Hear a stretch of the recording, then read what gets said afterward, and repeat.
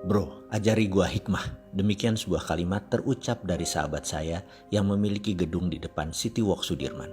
Gedung 30 lantai tersebut, kantornya berada di lantai 29 dan lantai 30.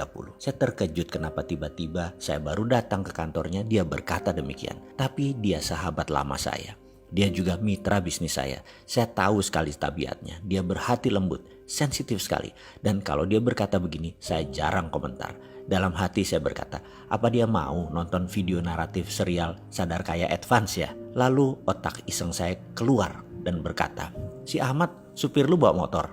Ada katanya. Kita naik motor keliling Jakarta, saya bonceng bagaimana? Dia kaget, karena mungkin sudah 10 tahun dia tidak naik motor. Dia steril dari hal-hal seperti begini. Ayahnya adalah salah satu dari 4 macan konglomerat zaman Soeharto. Dia sekarang pemegang tahta generasi kedua kerajaan bisnis keluarga tersebut. Naik motor? Ya enggak lah. Kemudian dia berkata, oke, why not? Katanya. Kemudian motor supirnya disiapkan di lobi. Siang itu kira-kira jam 3-an. Saya nyetir, dia naik di belakang saya dan saya langsung tancap gas menuju Mall Ambassador, daerah Kuningan. Lalu saya teruskan sampai bypass daerah Pasar Gembrong. Rencana saya balik arah di sana. Dan ternyata hujan besar sekali di daerah bypass tersebut. Untung kami sempat berteduh di bawah tol di bypass tersebut. Ada puluhan motor melakukan hal yang sama. Hujan membesar, air bergerak naik ke arah trotoar, dan sahabat saya mulai gerutu. Sialan lu, basah nih gue. Di samping kami, seorang ayah dengan anaknya kira-kira berusia 10-12 tahunan berdiri merapat kedinginan. Air mengenang naik cepat sehingga sejajar trotoar tempat kami berdiri. Tiba-tiba ada mobil dengan kecepatan tinggi di dekat kami membuat siraman air kotor muncrat membasahi hingga tubuh kami. Semua orang menghujat seketika termasuk sang anak kecil tadi. Nampak sang ayah menenangkan dirinya. Saya yang berdiri di sampingnya tak kuasa tidak mendengarkan percakapan ayah anak ini. Sudahlah nak, jangan marah. Tapi dia kurang ajar ngotorin semua orang ayah. Kalau kita marah, kata ayahnya, itu energi negatif yang keluar dari diri kita.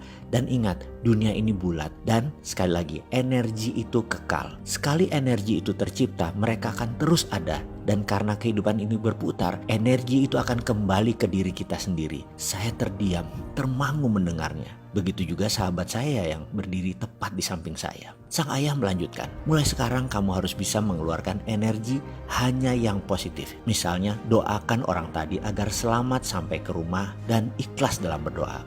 Doakan semua orang yang berteduh ini selamat sampai di rumah dan tidak terkena penyakit. Doakan pengemis di pinggir jalan. Doakan apa saja yang kamu lihat. Anak sekolah yang baru pulang, tukang sapu jalanan, semua yang kamu lihat, doakan. Percayalah, hidupmu akan lurus, mudah, dan selamat dunia akhirat. Papa selalu mencari uang halal untuk keluarga. Siang malam, semua papa doakan. Mamahmu menanak nasi, dia berdoa. Ucapkan doa baik buat petani yang menanam, pedagang yang berjualan, pengendara yang membawa beras ini, petani yang menggiling padi menjadi beras, ikan yang dimasak pun mamah selalu mendoakan. Sehingga apa yang kita makan sudah disyukuri, sudah diikhlaskan, sudah diseimbangkan. Tak lama kemudian sebuah Alphard warna hitam tepat berhenti di depan mereka dan pintu terbuka. Mama, kata sang anak sambil naik ke mobil tersebut, dan supir mobil tersebut bertukar dengan sang ayah.